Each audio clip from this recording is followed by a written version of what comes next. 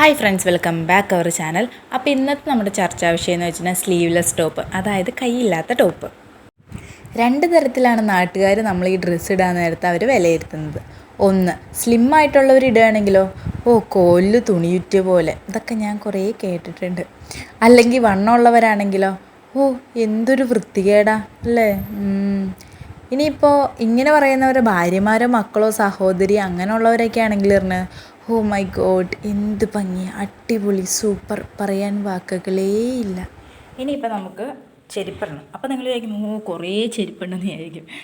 അഗ്രഹമില്ല, ആകെ 2-3 ചെരുപ്പുണ്ട്. അതിൽ നിന്ന് ഈ ഷൂ, അതിഷ്ടമല്ലാത്ത കുറേ പേര് എൻ്റെ ചുറ്റുമുണ്ട്.